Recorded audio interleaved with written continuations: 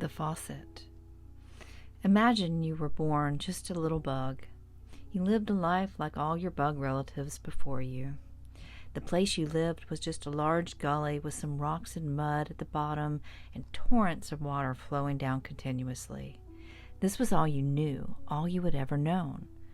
This was just how life was, and all the other bugs like you dealt with it too. It was just accepted that this was how life was.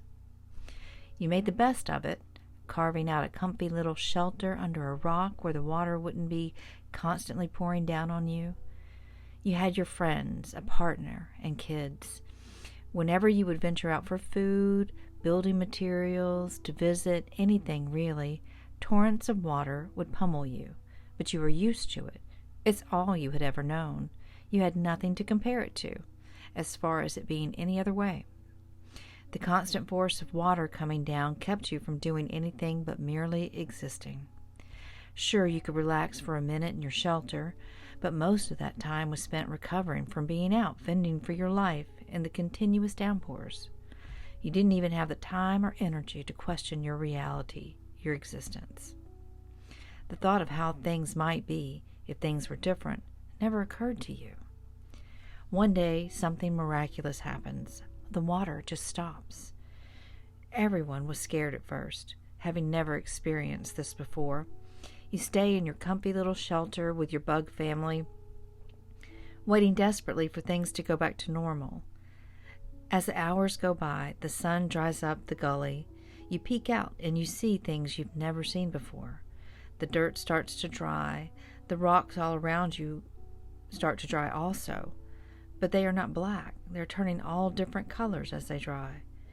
Eventually, you crawl out and you go to the top of your rock. Your family stayed inside. You go check to make sure something ominous hasn't happened. On top of your rock, you notice the bright green moss is soft and spongy as you crawl across it.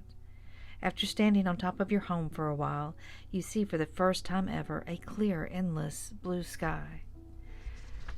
The sun radiating down begins to warm you and dry you off. Your shell starts to feel different. As it dries, you notice something under your shell, and you know instantly what to do. A shiver runs through you, causing you to twist and shake. You feel something unfold and unfurl from you. Soft, gossamer-like flaps lay around you. As the sun shines down, these little flaps start to dry and become stronger. You are filled with remembrance. How could you have ever forgotten something so intrinsic to you? As this rush of remembering flows through you, your little flaps, your wings, begin to move faster and faster, and you lift off into flight.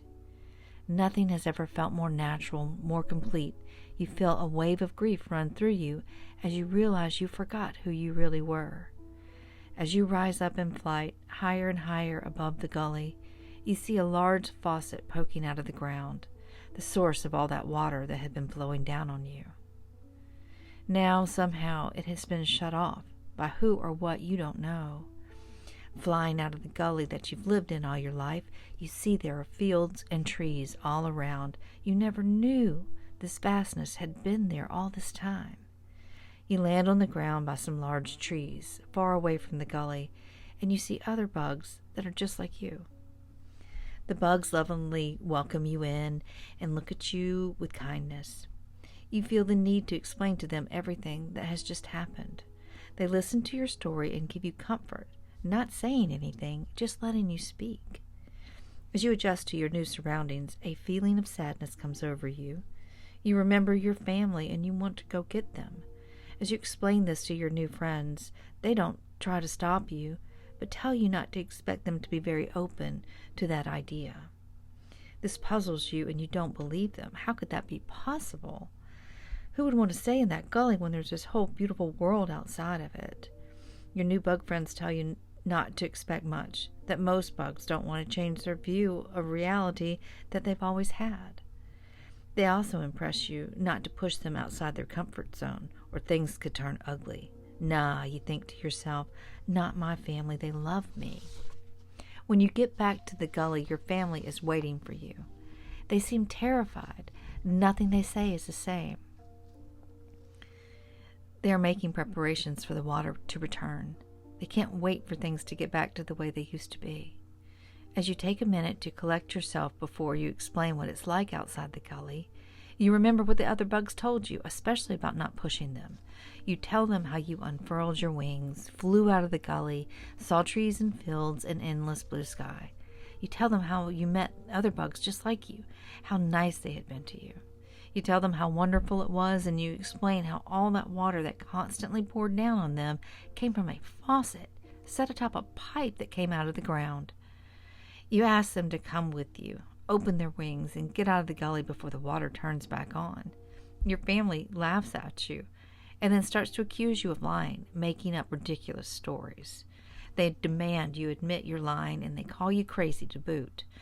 You're a little shocked by their reaction, but you can't say you haven't been warned that this might happen. As you ponder all the things you could say or do to convince them, you have a realization that your thinking is different. It's clear and calm. Without all that water pouring down, distracting you and using up all your energy, it's like a clear, calm expanse where there is no judgment or blame. It's just quiet, and this quiet allows you to make a clear, unquestioned decision. You take a breath and tell your family that you can prove it. They look at you with contempt and distrust. Nevertheless, you open up your wings, displaying them in their full length. You move them ever so slightly. You rise up into the air. You're waiting them to be in awe of this display and apologize. Instead, they lunge back, moving quickly away from you, shouting for you to get away, yelling that you are not one of them, asking what has happened to you. You try to approach, but they shriek and run away, leaving you all by yourself.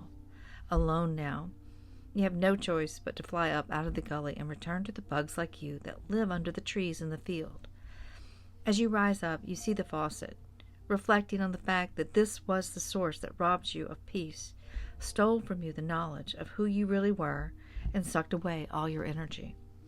As you get a bit further from the faucet, you see a huge, giant creature lumbering towards the faucet, screaming loudly, "Who turned off the well tap to the irrigation? We might have all lost our crops because of this." Ragefully, he grabs the faucet and turns the knob. You see the torrent of water start to spew out. You realize life will return to normal for those left out in the gully. They did not make it out. This is what they wanted, though, and that brings you peace. You have no choice but to go join your friends in the field. The end. I just want to share that this story came to me in one big thought. I had woken up one morning from just dreaming, and you know how you do when you first wake up, your mind is sort of roaming. And I was thinking about my daughter.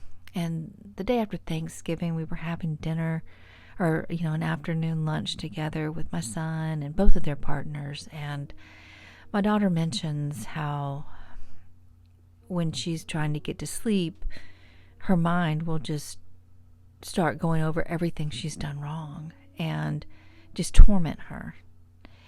And I try to comfort her and say, hey, look, that is totally normal. Everybody's mind does this. You're not alone. I used to do that too. And I did when I was her age. Gosh, just, reviewing anything I had said to anybody was just torture. So we got to talking about this for a while. And then it got me thinking about the nature of mind and the internal dialogue and how it goes on and on and on. And even in that conversation with my kids at the table, we were talking a little bit about the ego. I brought up how it's the ego that you're listening to, and it's trying to attack you, and that it is not you. It is something, this incestuous, just unrelenting chatter just doesn't stop. And it is to, foster self-loathing and hatred in ourselves. And that just stops you from becoming who you can be. And I don't know if, some big, dark, malevolent energy is the source of this, or if this is just a part of the game that we agreed to jump into. I don't know, but I do know that my favorite guru, who I have dreamed of, he is Sri Ramana Maharshi, and his big teaching, the only one he really says is important, is don't believe your thoughts. And when I said that to my daughter, my son was like, "Oh, Mom, I remember you always saying for us not to believe our thoughts." But, it's very hard not to believe your thoughts. But that's what I thought the story was about. But I'm telling you, as I was writing it down, I took a couple of days. I'm a big procrastinator, but I knew I had to do it. I knew the story just formed in my mind, and it was a gift, and I needed to share it out. So when I started to write it down, I thought I wouldn't be able to do it justice. But as soon as I started to make the effort to write it down, I could hear each line that I needed to write. So I was channeling this story. And I tried not to change too much. It was a little repetitive, but that was because my mind would keep going over what I'd already written. My mind, I'm a Gemini. My mind is fast moving, and you can't keep up, with it. So, but I think I caught the essence, and I tried not to edit it too much at all. And I think that there is so much more there than just about the internal dialogue and how it does not have your best interest at heart. That's why we practice presence, and being in the moment is basically just learning how to turn the internal dialogue off. So, but I think there's more. As I was writing it down, I was just led. I cannot express to you how it felt to write this story as I'm hearing it in my head, and it's surprising me the way it turned. And I think there's a little more information than just about the never-ending flow of thought in the mind. I think that there is an energetic shift that's happening. People talk about the ascension all the time. And let me tell you, when I wrote down how he had to leave his family behind, that bug, it worries me, because I've heard a lot of light workers and teachers and mystics talk about, if we do raise our vibration as high as we can and kind of get into more of a fifth dimensional space, vibration, we will leave behind people who are not ready to get into that space. And, there's all that kind of timeline talk of the split between the third. Well, now I think everybody's in the fourth, but third, fourth, up into the fifth. And, they're on beyond that as well. But you see what I'm saying? About there's some knowledge in this little fable that I channeled. So I hope you enjoyed it, and I would appreciate it if in the comments, if it hits you in a certain way, and sparks something in you, share that. Like, what do you think that this little fable's about? Is it more than just the constant stream of thought that we must battle to overcome and to quiet our mind and come into the now? Let me know, and I will talk to you soon.